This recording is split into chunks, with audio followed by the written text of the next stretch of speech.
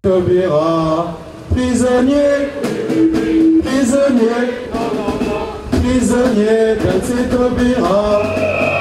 Mais pire que cela, j'ai appris que Nicolas était un musulman. De La Fontaine, qui malheureusement garde toute sa pertinence aujourd'hui. Alors nous, ce que nous avons à dire aujourd'hui, mes amis, c'est que nous sommes en colère, mais nous sommes aussi, nous devons être remplis d'espérance. Je voudrais juste vous dire quelques mots. Nicolas embastillé, c'est la liberté de la presse, la liberté d'expression, la liberté d'opinion, cette liberté pour laquelle on se bat, qui est embastillée. Et c'est pour ça que mobiliser pour lui, se mobiliser pour lui, c'est aussi se mobiliser pour nous. Je voudrais vous dire que je suis scandalisé, et je pèse mes mots, par le 2 poids 2 mesures dont est victime le mouvement que vous incarnez ici. Faut-il rappeler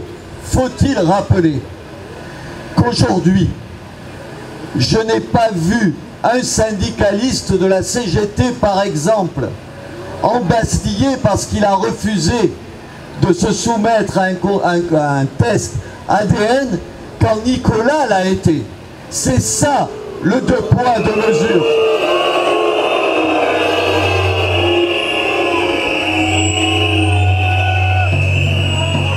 Le 2 poids 2 mesures, c'est quand je lis horrifié, blessé, humilié, mes confrères qui se targuent de liberté, mes confrères avec qui je me suis battu pendant des années à la tête de Reporters sans frontières, quand je les lis, ne pas être capable d'un mot d'émotion, d'un mot de compassion, d'un mot de révolte face à cette condamnation qui, si elle avait frappé un militant de gauche, aurait été l'objet de milliers d'articles et d'éditoriaux.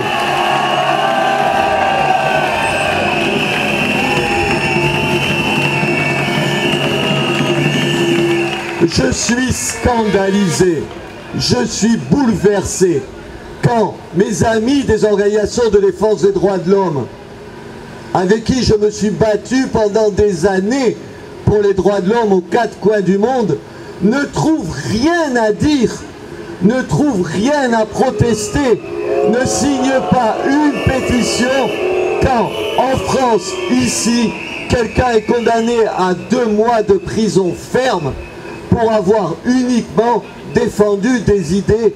Je vous le dis, j'ai honte pour eux. Je suis scandalisé, je suis bouleversé quand je vois la classe politique se mobiliser comme un seul homme, et à juste raison. Quand des Femen se voient condamnés à 4 mois de prison en Tunisie et ne trouvent rien à dire, rien à protester, rien à pétitionner, quand ici, dans ce pays qu'on nous présente comme le pays des droits de l'homme, quelqu'un est condamné à 2 mois de prison pour n'avoir rien fait.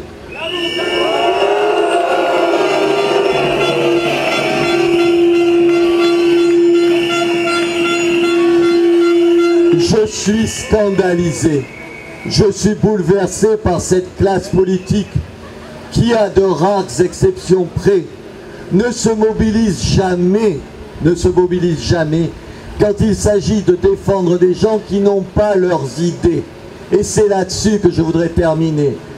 Ce qui fait notre différence, du moins je l'espère, c'est d'être capable de se mobiliser pour les gens qui pensent différemment de nous. C'est ça qui fera qu'on ne sera pas comme eux. C'est ça qui fera qu'on a une autre éthique, qu'on a une autre morale, qu'on a une autre politique. Dernier mot. J'ai lu avec horreur ce qu'un certain nombre de comiques ont osé écrire.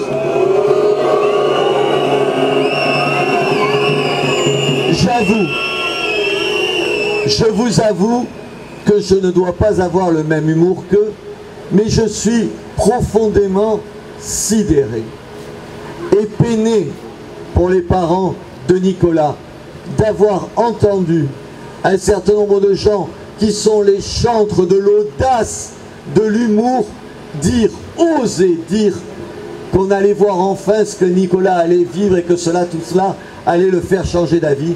C'est dégueulasse.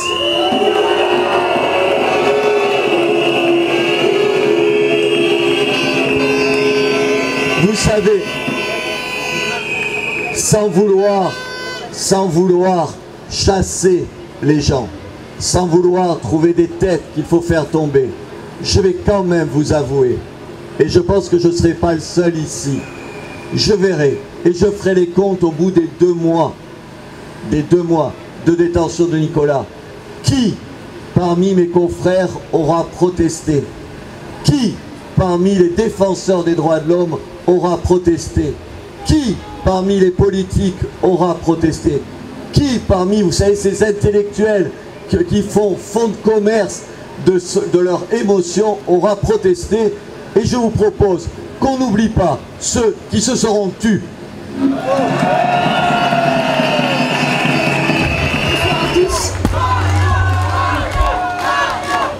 Je crois que c'est Nicolas qu'il faudrait crier plutôt ce soir.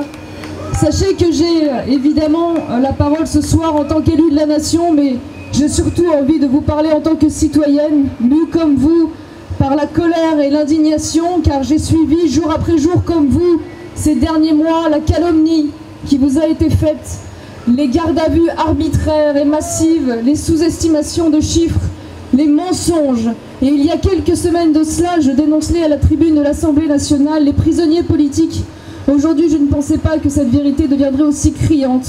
Et je suis comme vous, scandalisée, heurtée. Et sachez que vous pourrez compter jusqu'au bout par mon soutien, car vous êtes aujourd'hui la fierté de ce pays.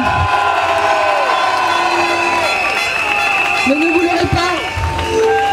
Ne vous l'aurez pas, tout ça n'est pas innocent. Vous êtes pour eux un alibi formidable de ne pas parler des véritables dangers qui menacent ce pays. Et je ne parle pas en cela du chômage et de l'austérité. Je parle de ce qui menace véritablement les fondements de la République, l'ordre public, pour reprendre des mots qui sont chers à M. Valls et qu'il a régulièrement empruntés pour parler de vous. Je pense notamment à ces cités dans lesquelles les forces de l'ordre ne peuvent jamais rentrer. Je pense à ces 200 viols et ces 2000 agressions par jour. Je pense à ces 82 000 peines de prison de moins de 2 ans inexécutées chaque an, quand Nicolas, lui, est passé directement derrière les barreaux pour délit d'opinion.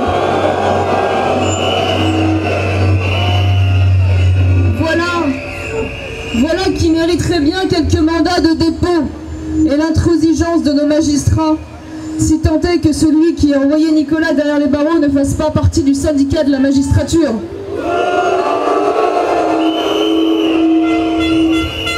Alors, moi je ne suis pas là ce soir pour vous expliquer ce que vous devez voter.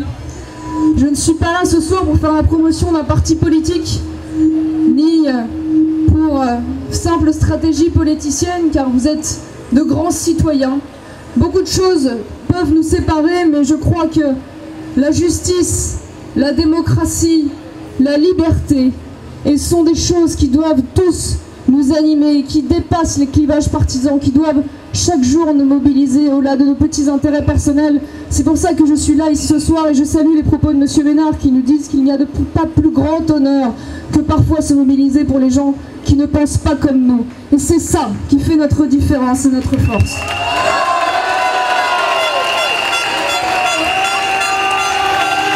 La vérité et la justice sont souveraines. Ce sont elles qui assurent la grandeur des nations, c'est ce que disait Zola. Et c'est à mon avis ce qui nous donne la bien piètre idée que se font aujourd'hui les élites de notre pays, pour notre pays. Alors s'ils voulaient faire de Nicolas un exemple, ils ont réussi. Mais ils ont réussi non pas dans le sens qu'ils espéraient. Ils ont fait de Nicolas un exemple pour sa détermination, pour son courage. Ils ont fait Nicolas un exemple de leur bassesse et de leur immoralité. Lui, Nicolas, qui a tous les torts, il est catholique. Catholique alors même que l'anticléricalisme fait partie de l'ADN de la gauche.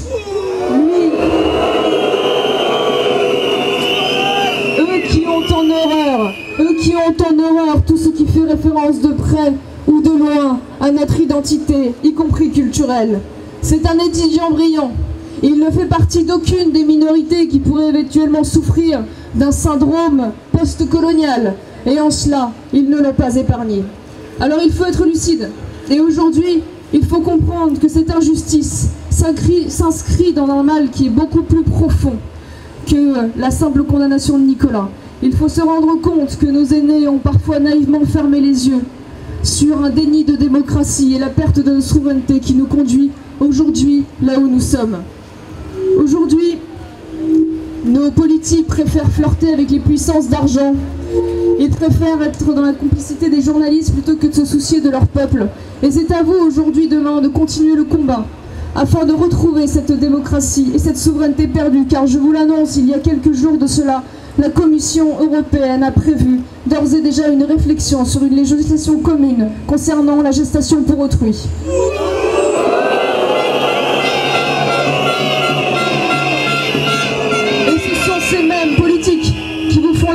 Qui vous explique ce qui est bien et ce qui est mal, ce que vous devez penser, ce qui est progrès et ce qui est régression. C'est vrai, quel progrès aujourd'hui que de voir des humoristes s'amuser des viols dans les prisons publiquement sur Twitter. Le progrès aujourd'hui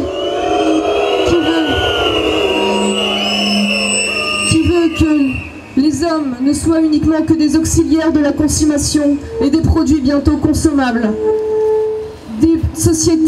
Une société qui fait de nous des hommes sans culture, une société qui fait de nous des victimes du profit et de la mondialisation. Alors, sachez, mes amis, qu'il y a entre nous probablement des différences de point de vue sur les politiques à mener, mais une chose doit toujours nous rassembler, aujourd'hui et demain, le droit de choisir chez nous, pour nous. Alors, quand les peuples cessent d'estimer, ils cessent d'obéir. Il serait irresponsable de la part d'une élue de la République d'appeler à la désobéissance. Pour autant, néanmoins, et entendez mon message, je vous appelle à l'insoumission. Nous sommes des amis de Nicolas! Et Nicolas! Résistance! Résistance! Résistance!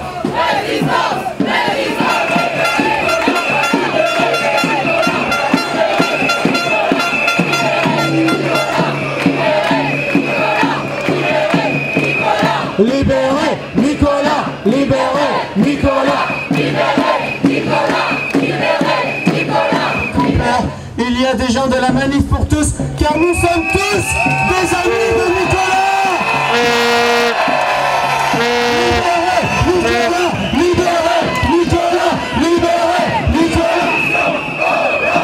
Méprise encore leur dissolution à la fin de tous les mouvements, car ce qui nous rassemble est très largement supérieur à ce qui nous sépare.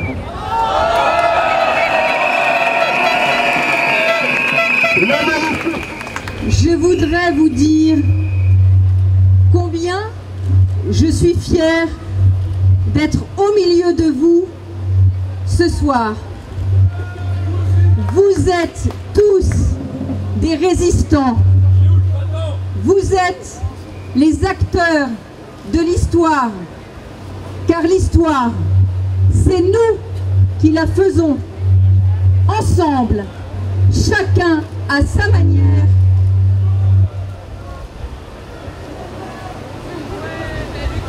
L'histoire, c'est nous qui la faisons, chacun à sa manière, maintenant. Alors, n'ayez pas peur, car en réalité, nous avons déjà gagné.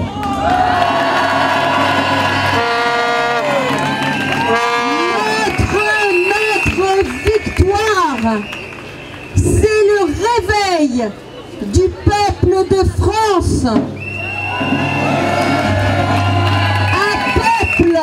Un peuple fier de lui-même.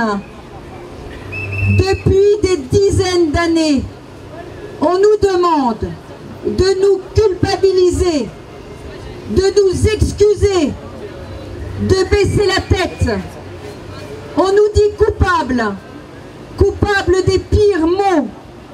On nous assène que nous avons toujours tort et que nos fautes sont si grandes que nous n'avons que le droit de nous taire et de payer. Eh bien, nous voilà aujourd'hui debout, fiers de nous-mêmes, prêts à payer le prix de la liberté.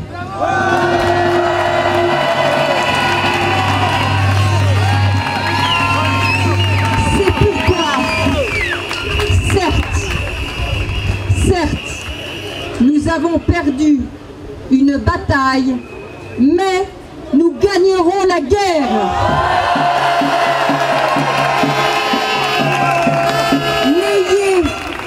N'ayez pas peur de vos convictions. Elles sont belles et elles sont justes. Elles sont porteuses d'un vrai projet. Elles sont au service du bien commun. Proclamez-les haut et fort.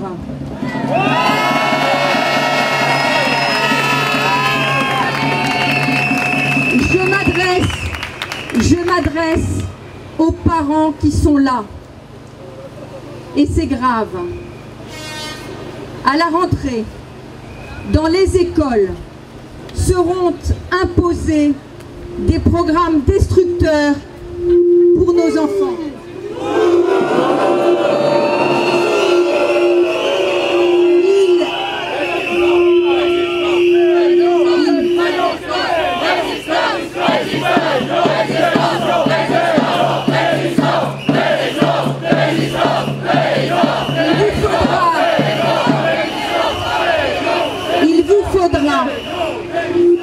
Il vous faudra à vous, parents, du courage pour dire non, du courage vis-à-vis des professeurs, mais aussi du courage vis-à-vis de vos enfants qui ne comprendra pas toujours pourquoi vous allez à contre-courant. Il vous faudra du courage pour leur en donner. Parents, préparez-vous à être des héros.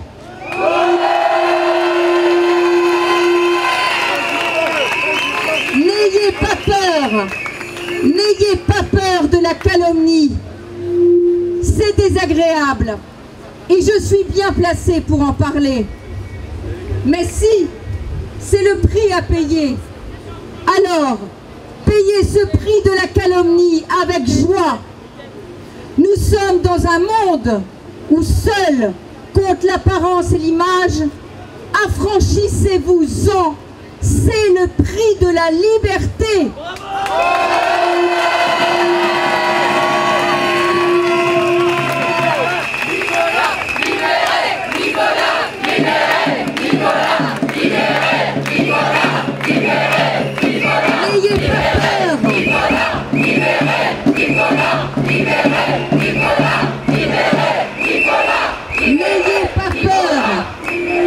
N'ayez pas peur.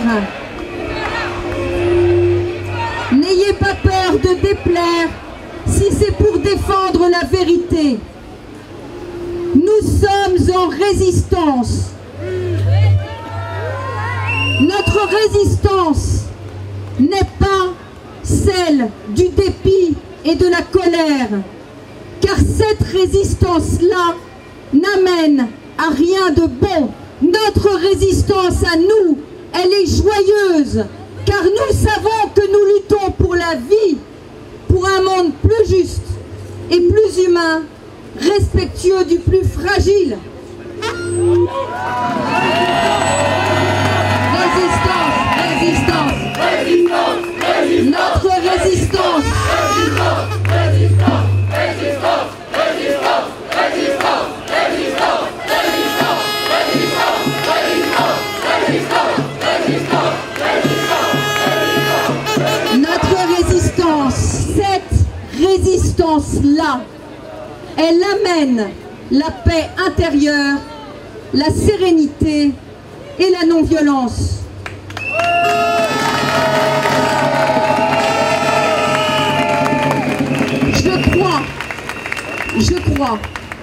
Je crois vraiment à la puissance de la non-violence. Si nous voulons une civilisation de paix, alors nous ne pouvons pas prôner la guerre. Ce sont les violents qui doivent se justifier de leur violence. Ce sont eux, Monsieur Valls et ses amis, qui doivent...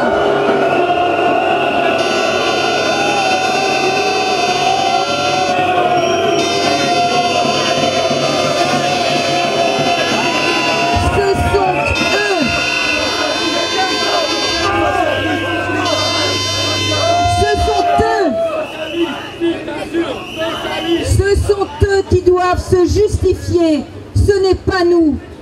Cette résistance-là, c'est celle qui nous amènera à la victoire.